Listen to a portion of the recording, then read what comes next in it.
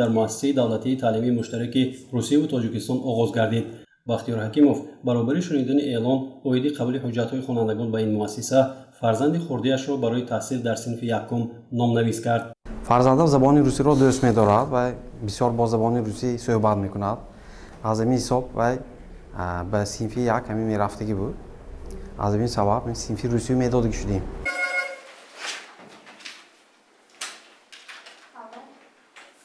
қабули ҳуҷҷатҳо ва ба рӯйхатгирии хонандагон дар муассисаи давлатии таълимии муштараки навтаъсиси Русия ва Тоҷикистон аз ҷониби кормандони шӯъбаи маорифи мақомоти иҷроии ҳокимияти давлатии шаҳри Хуҷанд ба роҳ монда шуда, то имрӯз беш аз 80 нафар хонандагон барои синфи як номнавис шуданд. қабули ҳуҷҷатҳои хонандагон барои синфи якум аз санаи 25 март то санаи 1 май идома ёфта, ба рӯйхатгирии хонандагони синфҳои 2 то 11 то санаи 1 июл ба роҳ монда мешавад. муассисаи давлатии таълимии Федератсияи Россия ва Ҷумҳурии Тоҷикистон аз санаи 1 сентябри соли таҳсилии 2022-23 ба фаъолият оғоз менамояд.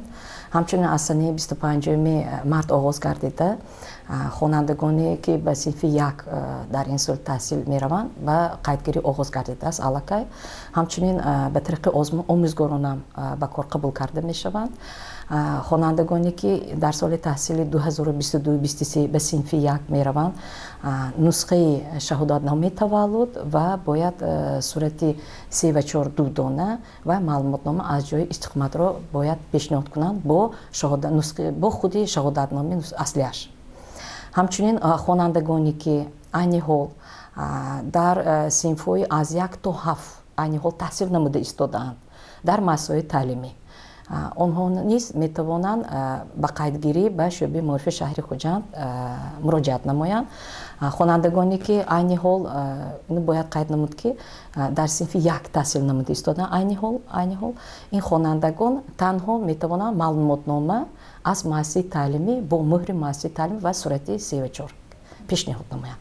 хонандагоне ки айни ҳол дар синфҳои 2, 3, 4, 5, 6, 7 таҳсил намуда истодаанд, онҳо бо маълумотнома аз муассисаи таълимӣ бо сурати 3 ва 4 тасдиқ карда метавонад муассисаи таълимӣ ва табдили пешрафтро пешниҳод намояд. ба муассисаи давлатии таълимии муштараки Русия ва Тоҷикистон хонандагон тариқи озмун қабул карда мешаванд ва таълимот пурра бо забони русӣ ва бо стандартҳои таълимии Федератсияи Русия ҷараён гирифта, хатмкунандагонаш имконияти бештари дохилшавӣ ба донишгоҳҳои олии Федератсияи Русияро пайдо мекунанд. муассисаи давлатии таълимии муштараки Федератсияи Русия ва ҷумҳурии Тоҷикистон ба тариқи озмуниз омӯзгорона ба кор қабул менамояд. дар ин муассиса таълим танҳо бо забони русӣ ба роҳ монда шудааст. он омӯзгороне ки бевосита бо забони русӣ муомила карда метавонанд, медонанд, ба тариқи озмун ба кор қабул карда мешаванд.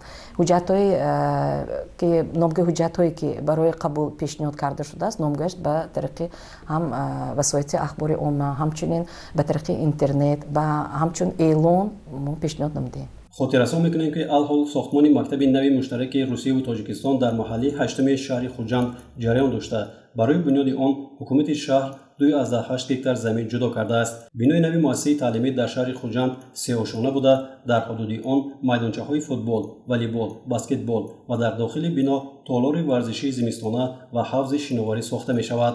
тибқи нақша корҳои сохтмонӣ дар ин мактаб моҳи август анҷом ёфта, баробари ба фаъолият шурӯъ намудан 1200 нафар толибилмонро ба таълиму тарбия фаро мегирад.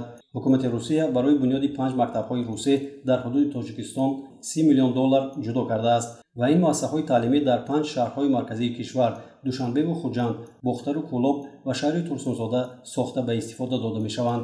маблағгузории мазкур на танҳо барои сохтмон, балки аз ҷиҳати моддии техникӣ ҷиҳозондани муассисаҳои нав низ равона карда мешавад.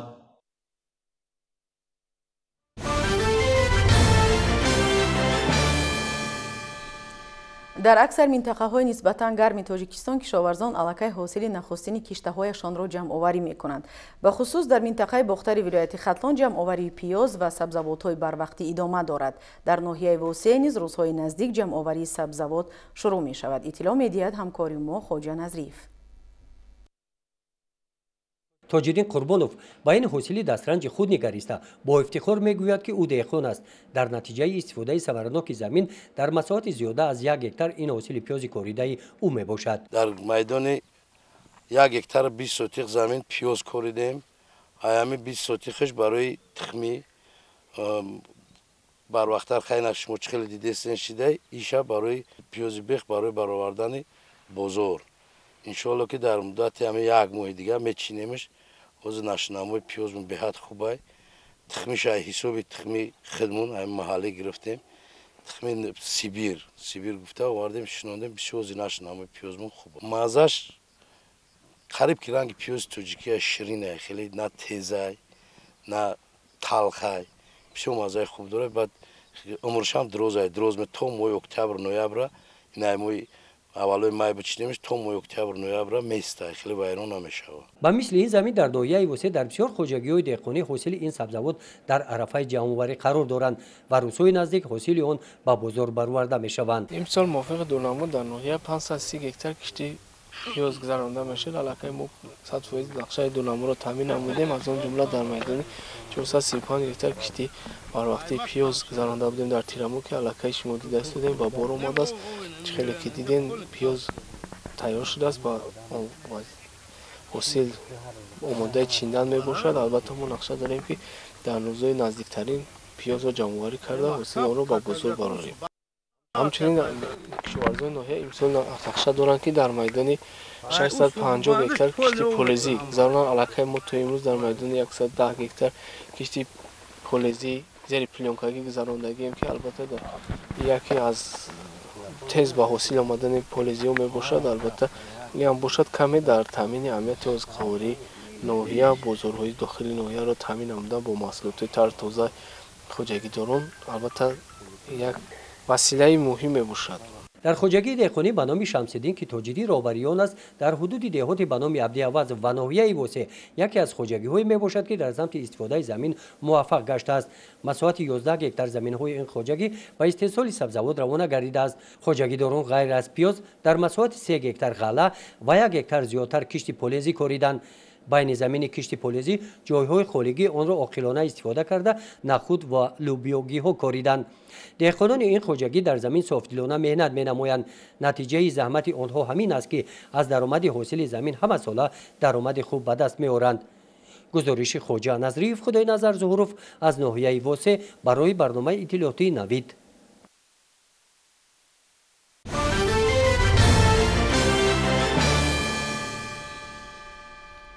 تشکیل کردن ярмарка фурӯши маҳсулоти кишоварзӣ аз воситаҳои санҷидашуда дар самти мӯътадил нигоҳ доштани арзиши маҳсулот дар бозорҳо дониста мешавад. бо назардошти ин дар шаҳри Конибодом чунин ярмаркаҳо ба таври доимӣ роҳандозӣ мегардад. аз ҷараёни ярмаркаи навбатӣ ҳамкорони мо гузориш медиҳанд. با مقصد مساعدت در پس نمودن نرخ مواد غذایی و تأمین ساکنان شهر کانیبادام با محصولات کشاورزی خوشصفت از جانب مقامات اجرایی حاکمیت دولتی شهر کانیبادام ярмарка فروش محصولات کشاورزی تشکیل کرده شد. در فروشگاه موقتی که در پیشاروی باغ فرهنگی و فراغتی مرکزی شهر جایگیر بود، به شهروندان بیش از 20 نمود محصولات پیشنهاد گردید. بیشتر خریداران از امکانات موافق استفاده برده محصولات پالزی از قبیل سبزی و کارتوشکا، پمیدار و بادرینگ، پیاز، گوشت و برنج و دیگر مواد غذایی را خریداری می‌نمودند. نظر به معلومات ریاست کشاورزی مقامات اجرایی حاکمیت دولتی شهر، در مجموع بیشتر از 25 تن محصولات کارخانه‌های استحصالی و دهقانان شهر و دهات کانیبادام پیشکش خریداران کرده شد. رحمت همین کانیبادام با همین ярмарка تشکیل کردن. اما رحمت چیزا ارزان، تخم ارزان، گوشت 50 سوم، همش نه، سبزی ها، بیخی ها 1 سوم. بازار 50% ارزان ما می‌ندار. ساکنان با اظهار قناعتمندی از تشکیل چنین فروشگاه سیار قید نمودند که این تدبیر بیشک برای نسبتاً پس نمودن نرخ محصولات کشاورزی در بازارهای مقرری شهر مساعدت خواهد کرد.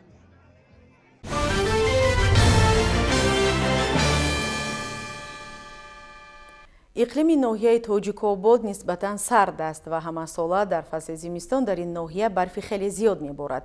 вобаста ба ин табиат ҳам дар ин ноҳия дертар бедор мешавад ва дар пайи он муҳлати анҷом додани корҳои баҳорӣ ҳам дар ин ҷо дертар фаро мерасад.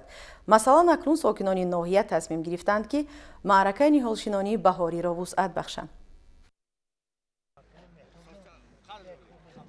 با فرا رسیدن فصل بهار در ناحیه توجیک‌آباد حشرهای دستجمعانه نیهالشنانی با اشتراک ساکنان ناحیه برگزار گردیده نیالهای گوناگون شنانیده شد. طبق اطلاع مسئولین نیالهایی که در این موضع شنانیده میشوند با اقلیم اینجا موافق میباشند. امروز با فرا رسیدن فصل بهار در ناحیه کارهای آبادانی علاقه آغاز یافتند.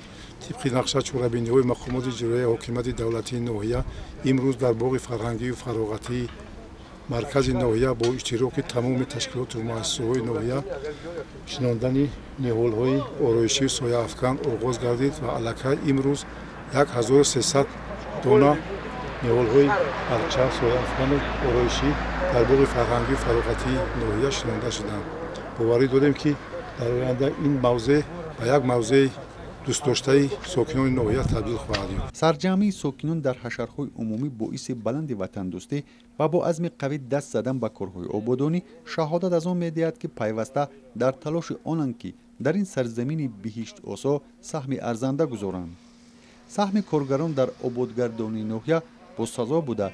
طبق نقشه چورابینی مقامات اجرایی حکومت دولتی ناحیه توجیک‌آباد هر هفته روزهای استراحتی حشرهای دستجمعانه برگزار می‌گردند.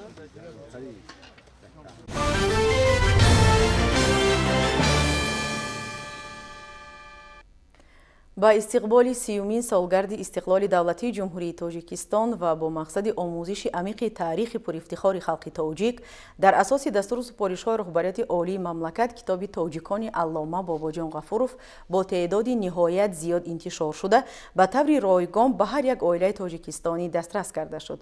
اکنون آن کتاب روی میزی شهروندان مملکت است. همکاران ما عاید به مطالعه این شاه اثر از جانب ساکنان شهر باختر گزارش آماده کردند. در قطار هزارها ساکنان شهر باختر عائله کازاکوف‌ها نیز از هدیه گرانبهای پیشوای ملت کتاب تاجیکان علامه باباجان غفورov که با سطح و صفت خیلی عالی و رنگه تب و نشر گردیده است برخوردار شدند. سردار این عائله رستم کازاکوف که در دانشگاه دولتی باختر به نام ناصر خسرو همچون آموزگار به دانشجویان از فن تاریخ درس میگوید، در این برابر به فرزندان و نبیرگان خواندن این اثر تاریخی را تلقین میکند. عائله ما عائله کتاب دوست است، عائله زیایی است و ما تا یک اندازه حتی بحث عائلوی هم داریم در مسئله خوانش کتاب و من وظیفه میدادم به واسطه به فرزندانم که مثنوی معنوی را خوانید، کتاب تاجیکان غفورov را خوانید، کتاب‌های دیگر علمی که ما داشتیم سعدی، حافظ، عبدالرحمن جامی دیگر و دیگر. اولین سوال من وقتی که از در میبرم از عائله میپرسم که امروز چند صحیفه خوانده ای؟ در برابری چیزا وای میگوید که من مثال 15 تا 10 تا نبیره ها اومدن دیگر و دیگر و من از همون جایی چون من این کتاب رو پورا میدونم از همون جایی که خونده است در یگان سوالی با ifade رسا کنترلی میدیم و ببینید که همین و قریب که در نزدیکترین وقت من فکر میکنم که پورا کتابی باباجان غفورov تاجیکان رو به اتمام میرساند و من توصیه میدم به کل مردمی شرفمند تاجیکستانی عزیزمون که واقعا هم عموما خواندن هیچ وقت به انسان ضرر نداده است. دانش این چی است؟ چراغ است، معرفت است. این خانه تاریخ را روشن میکند و به واسطه خواندن تاریخ ملت خود من فکر میکنم که با ارزش شاید زیادتر و زیادتر و بیشتر باشد. واقعا هم مطالعه کتاب تاجیکان مهمترین وسیله بلند برداشتن حس وطنداری و وطندوستی ساکنان و تربیت جوانان در روحیه میهندوستی و ارزش‌گذاری به ارزش‌های مقدس ملت و دولتداری به حساب می‌رود. می‌خواهم که همین کتاب واقعا برای هر یک فرد تاجیکستانی کتابی روی میزی باشد. کتابی باشد که یعنی همین هر تاجیک نه تنها به خاطر داشتن کتاب یعنی آن را خواند و درک کند که یعنی ما از کدام سرچشمه، از کدام دودمان، از کدام پاره تاریخ سبزیده رسیده ایم و در ابتدای تاریخ و تمدن انسانیت مقام و منزله داشتیم.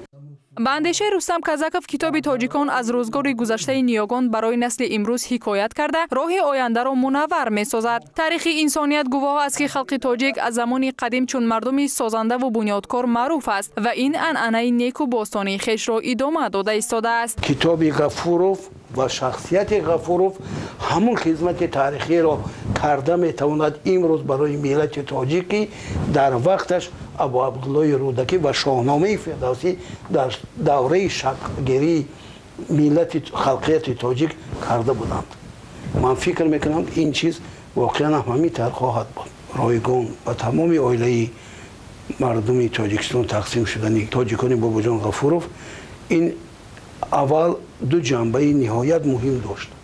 یکم بار دیگر زنده ساخته این روح علامه باباجان غفورov ارج گذاشتن به تاریخ تمدن گذشته خود. دوم با واسطه همین کتاب بیدار کردن روحیه ملت.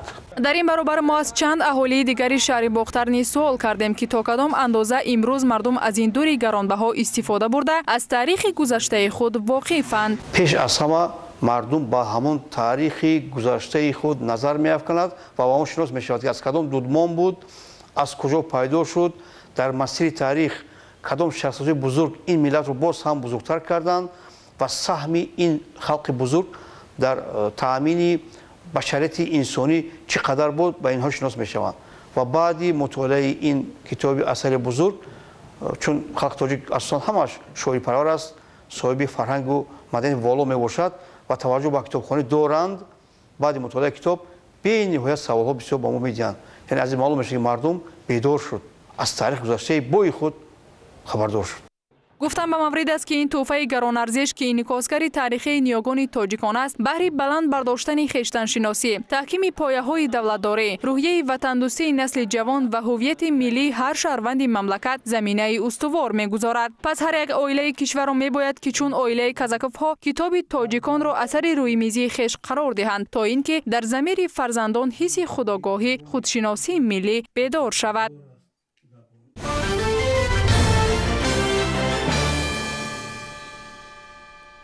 با دستگیری حکومت جمهوری تاجیکستان سال تا سال شرایط تعلیم و کسب آموزی خوانندگان مؤسسه‌های دولتی کسبی تکنیکی بهتر می‌گردد. در این زمینه با راه اندازی گردیدن برنامه‌های دولتی، بینای استخوان‌های مؤسسه دولتی تعلیمی لیسه کسبی تکنیکی ساختمانی شهری کولاب تعمیر و با تجهیزات ضروری مجهز گردانیده شدند. امسال باشد سرپرست مؤسسه تالار ورزشی را از تعمیر برآورده نقشه دارد که تالار مجلسی را نیز تا جشن 35 سالگی استقلالیت دولتی جمهوری تاجیکستان تعمیر نماید. تفصیلات بیشتر در گزارش همکارانمان از شهر کولاب. در دایره آمادگی‌ها به جشن 35 سالگی استقلالیت دولتی جمهوری تاجیکستان و بهتر نمودن شرایط کسب آموزی محصلین مؤسسه دولتی تعلیمی لیسه کسبی تکنیکی ساختمانی شهر کولاب با فرمایش خدمات مهاجرت وزارت مهنت، مهاجرت و شغل اهالی جمهوری تاجیکستان، تالار ورزشی مؤسسه از جانب جمعیت دارای مسئولیتش محدود سلطان تعمیر و تجدید و با تجهیزات ورزشی تامین کرده شد. در کارهای تعمیری 10 نفر متخصصان محلی جلب گردیدند. تعمیر تالار ورزشی را ما از ماه ینور 2022 آغاز نمودیم، در مهلت 3 ماه به انجام رسانیدیم با صفت اعلی. بعد تعمیر تالار ورزشی را با تجهیزات‌های ضروری تامین نمودیم. سردار خدمات مهاجرت و دیگر مهمانان از کارهای تعمیری دیدن نموده برای با صفت بلند انجام دادن کارها و ساختمانچیان اظهار سپاس کردند. در برابر تالار برهوا اینچنین جای دستشویی و آبازی کسب آموزان و اتاق لباس عوض‌کنی به شرایط امروزه مطابق تعمیر گردیده است. گفته شد که منبع در این تالار کسب آموزان میتوانند از نمودهای گوناگون ورزش از جمله والیبال و بسکتبال، فوتبال خرد و تنیس روی میز و گوشتین تمرین نموده همزمان درس‌های تربیت جسمانی را گذرانند. سال دوم است که من در همین کالج تحصیل میکنم. تالار ورزشی برای طلبه‌ها جوابگو نبود. من خیلی شدم که تالار ما را تامین کردن و ما میتوانیم در همینجا مشق و تمرین‌های خود را گذرانیم. در مجلس تنتنوی به این مناسبت سردار خدمات مهاجرت، دیرکتور لیسه و دیگر برآمدکنندگان قید نمودند که این همه آبادکاری‌ها از دستور و سپارش‌های پیشوای ملت برمی‌آید و در آینده نیز خدمات مذکور همچون سرپرست مؤسسه در تعمیر دیگر بناها سهم می‌گذارد. بنای تالار ورزشگاه مؤسسه که سال‌های طولانی با تعمیر اساسی احتیاج داشت، امروز از تعمیر اساسی برآورده شده است. اینچنین با مؤسسه ما 5 عدد کامپیوتر، 3 عدد پرینتر و دیگر تجهیزات و لوازمات‌های خانه‌شان را تقدیم نمودند. мавриди зикр аст ки бо роҳандозӣ гардидани як барномаи давлатӣ устухонаҳои муассиса ва як қатор биноҳои он аз таъмири асосӣ бароварда шуда бо таҷҳизоту лавозимоти муосири таълимӣ таъмин карда шуданд ки бо истифода аз он метавонанд мутахассисони ба бозори меҳнат рақобатпазирро тарбия ва омода намоянд. ҳамзамон барои таълиму касбомӯзии ҷавонон беҳтарин мутахассисони соҳа ҷалб карда шудаанд. ширинҷон сафарзода, сайфиддин исмоилов аз шаҳри кӯло барои барномаи навид.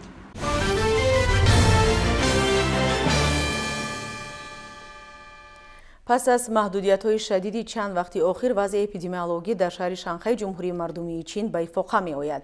дар пайи коҳиш ёфтани ҳолатҳои гирифторӣ ба бемории коронавирус дар баъзе минтақаҳои ин шаҳр маҳдудиятҳо коҳиш дода шуданд.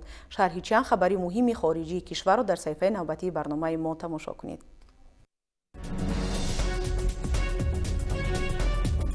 ҳукуматдорони Шанхай бори аввал баъд аз пурзур шудани қоидаҳои беҳдоштӣ дар пайи хуруҷи